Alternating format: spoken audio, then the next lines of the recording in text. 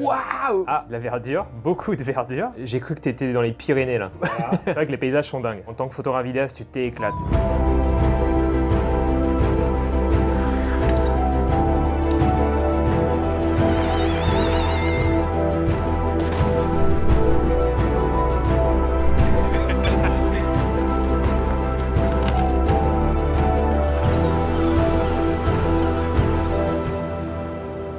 Avant de commencer, j'aimerais vous présenter le sponsor de cette vidéo qui a non seulement rendu ce projet possible, mais qui devrait intéresser ceux qui cherchent un moyen d'apprendre une langue facilement et à moindre coût. Il s'agit bien sûr de l'application Babbel, pour qui j'ai déjà incarné une campagne que vous avez peut-être vu passer sur Facebook et Instagram. Le principe est très simple, grâce à des leçons ludiques qui ne durent que 15 minutes, tu peux apprendre une langue super facilement à n'importe quel moment de la journée, depuis ton canapé ou dans les transports par exemple. Les cours se focalisent sur la conversation et le vocabulaire de la vie de tous les jours, la grammaire, la prononciation, la compréhension orale, etc. Et tu peux avoir confiance car ils ont été conçus par plus de 150 experts linguistiques. Personnellement, ce que j'aime beaucoup, c'est aussi le fait que tu peux te fixer toi-même tes objectifs, le temps que tu veux y consacrer et le moment de la journée pendant lequel tu préfères apprendre. Et ensuite, l'application se charge d'envoyer des rappels pour garder le rythme, parce que le plus important pour apprendre une nouvelle langue, c'est la régularité. En ce qui me concerne, j'y apprends l'italien et il mio italiano non è perfetto, ma in novembre, quando ho passato 3 settimane in Bologna, ho potuto sostenere conversazioni di tutti i giorni. Mais tu peux évidemment choisir d'autres langues comme l'anglais, l'espagnol, l'allemand, le portugais, le russe. Savoir parler plusieurs langues m'a énormément aidé pendant tous mes voyages et c'est aussi un excellent moyen de faire travailler ta mémoire. Si ça t'intéresse, je te mets un lien ci-dessous pour profiter de 30% de réduction sur les abonnements de 6 mois, 1 an et à vie. Et maintenant, on passe à la vidéo. Olivier Schmitt, je suis là en tant que youtubeur, on va dire. Hein. C'est pour ça que tu m'as invité. Donc j'ai une chaîne YouTube qui parle de photos, de vidéos, petit à petit de voyages aussi. Je suis photographe, vidéaste, indépendant depuis pas mal d'années et également formateur. Et je m'intéresse en plus au voyage, donc c'est trop cool. Justement, toi qui commences à prendre ce tournant un peu voyage, on va parler d'un pays qui je crois est assez insolite parce que c'est un pays ultra touristique que tu n'as sûrement pas visité, mais bon, peut-être que je me trompe. Non, mais j'ai pas fait énormément de pays non plus, donc ouais, ça va être la surprise. Donc on va parler de l'Algérie. Ok. Qu'est-ce que tu penses de l'Algérie, là, comme ça, c'est quoi les premières idées qui te viennent à l'esprit? Pour moi, l'Algérie est un pays ensoleillé.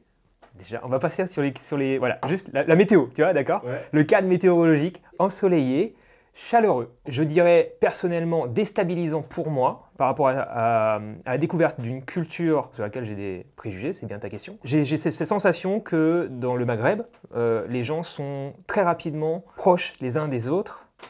Et peut-être qu'il y a moins de retenue qu'en France, par exemple, métropolitaine, tu vois. J'ai ce cliché, toi, des villes algériennes où les gens dans la rue sont tout le temps dans la rue, en train de parler, en train d'échanger, en train de manger ensemble, d'échanger tout le temps. J'ai pas de préjugés par rapport à la sécurité en Algérie, je dirais. C'est pas un pays qui me ferait peur si je devais y aller. Toi-même, en tant que photographe vidéaste, je suis pas sûr que je cache mon matos, tu vois, dans les rues. On est d'accord que t'es pas allé en Algérie? Non.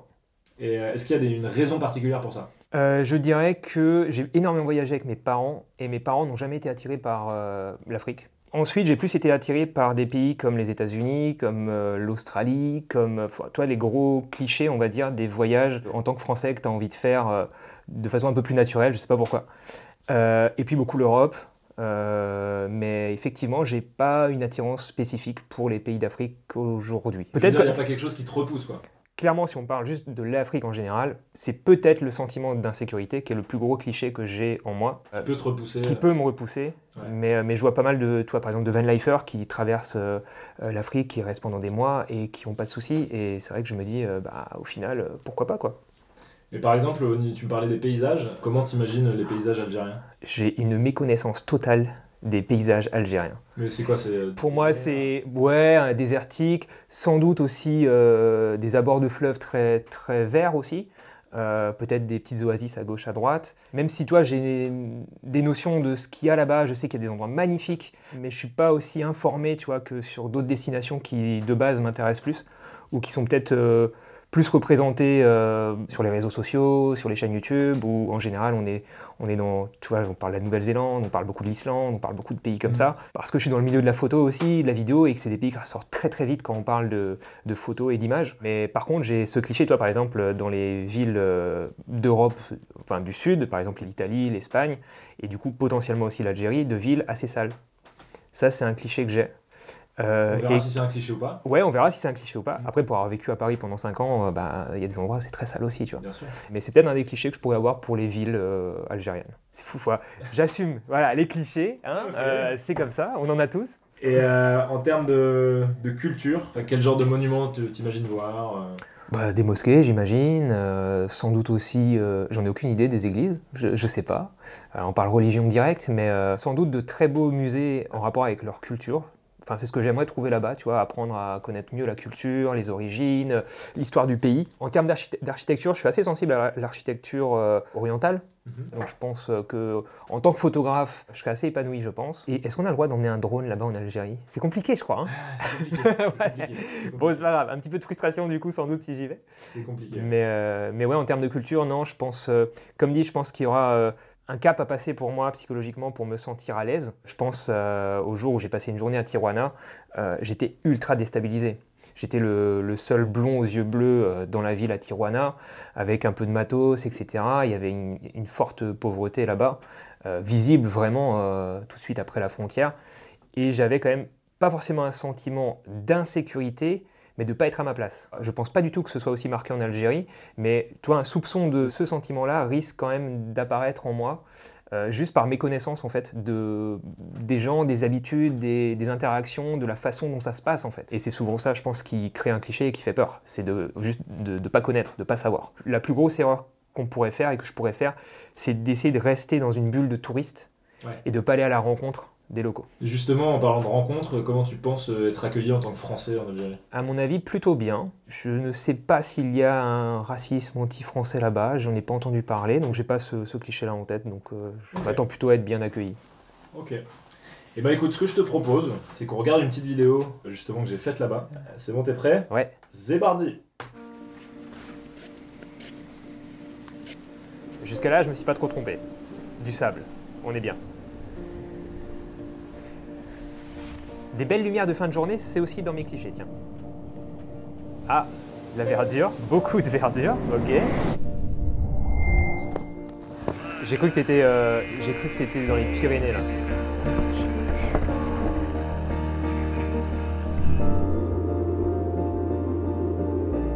Ok, donc déjà, tu me proposes une grosse diversité de paysages. Donc ça me plaît.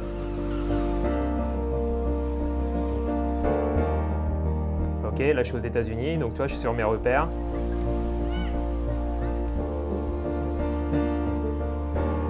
Le côté culturel dont on parlait tout à l'heure. Ouais. C'était une église. Ok.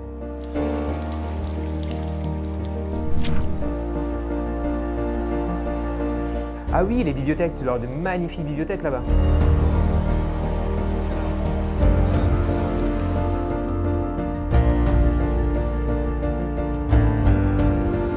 Alors côté gastronomie, on n'en a pas parlé, je suis végétarien, donc je me demande si j'y trouverai mon compte.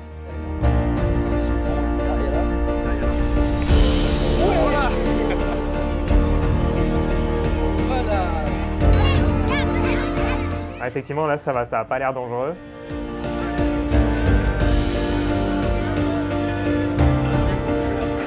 C'est dingue quand même, on a parlé de tout ça. Hein. Enfin, j'ai parlé de tout ça. Donc t'as bien ciblé.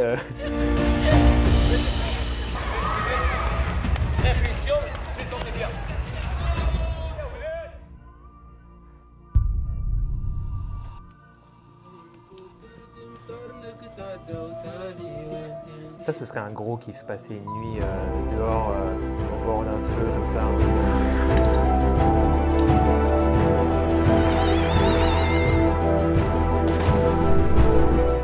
Ta vidéo, elle a 4 ans, mais hein, il y a du petit niveau quand même. Hein, ouais, ça envoie, ça donne envie. En fait, t'as mis vachement en avant toute la diversité de la culture, je pense, et des paysages. Avec plein de sourires et tout, donc ça fait direct hyper accueillant, quoi.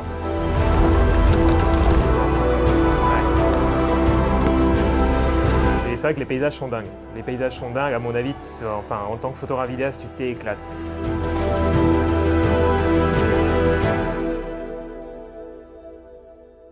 Ok. Voilà. Bah, beau boulot, j'ai envie de dire. Ouais, t'as trouvé ça bien? Ouais, beau boulot. Venant d'un professionnel, ça fait plaisir. Pour une vidéo qui a 4 ans. Ouais.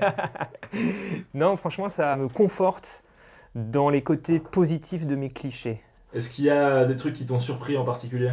J'ai pas été déstabilisé, enfin toi ça m'a donné le sentiment que ben ouais, il y a plein de différences, il n'y a pas à avoir de clichés spécifiques par rapport à ça là-bas. Toute cette joie de vivre en fait que tu as mis en avant dans la vidéo, c'est ce côté très libre, très culturellement, artistiquement et puis en termes de vie de tous les jours. Bah en fait ça donne envie tu vois d'être à ta place et d'interagir avec les gens, d'être sur place et c'est vrai que du coup ça doit être un pays où tu dois pouvoir à la fois mixer justement toutes les aventures outdoor vraiment dans plein de paysages différents. Au tout début là tu m'as montré des montagnes vertes, j'ai l'impression d'être, je sais pas moi, même en Europe quoi. C'est possible de skier en Algérie? Oui, alors c'est vrai que c'est possible de skier, mais c'est assez dingue. Hein. Alors eux ont l'avantage que quand il y a de la neige, ils peuvent skier sur la neige, quand il n'y a pas de neige, ils peuvent skier sur du sable, alors que nous, quand il n'y aura plus de neige, d'ici 5 ans, on n'aura pas de... Ouais, ça marche moins bien.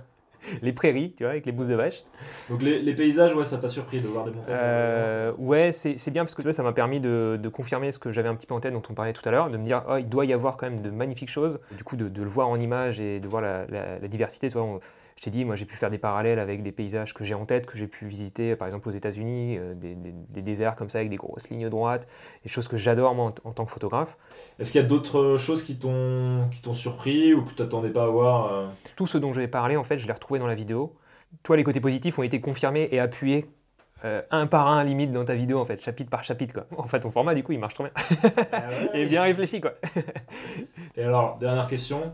Est-ce que ça t'a donné envie d'y aller? Ça m'a donné envie d'y aller, enfin en tout cas de m'y intéresser petit à petit. Je dirais pas que ça m'a donné envie d'y aller demain en top priorité, parce que j'ai déjà plein d'idées à faire en France et en Europe avec mon van. Mais toi justement avec mon van, peut-être que pour moi ce sera sans doute assez simple d'aller en Algérie. Donc pourquoi pas faire le Maghreb dans la globalité même, tu vois. Peut-être que tu peux justement nous parler un peu de tes projets de voyage. Ouais, on va dire, allez, pour moi, la priorité, toi, j'ai arrêté de prendre l'avion depuis à peu près 2 ans. Alors, bon, le Covid a aidé, mais avec ma compagne, c'est un truc qu'on avait en tête depuis un petit moment, de limiter au moins au maximum. Et pour l'instant, on arrive à du coup ne plus prendre l'avion et s'était dit, on va voyager différemment. On a un chien aussi depuis 2 ans et on s'est lancé dans l'aventure de la van life. Donc, on est en train de construire actuellement notre van dans l'idée de déjà redécouvrir toute la France et l'Europe. Écoute, merci beaucoup, Olive. Merci pour l'invite. N'hésitez pas à aller vous abonner à sa chaîne si ce n'est pas déjà fait. Il y a plein de tutos, d'avis, de matos et tout ça. Donc c'est pareil, c'est une mine d'or là-dessus. En plus, il va prendre un tournant voyage. Donc a priori, si vous vous êtes abonné à moi, c'est que vous êtes en voyage. C'est gentil. Puis abonnez-vous à cette chaîne là. Bah oui, carrément. Si c'est pas fait aussi, il faut... Merci pour l'invite.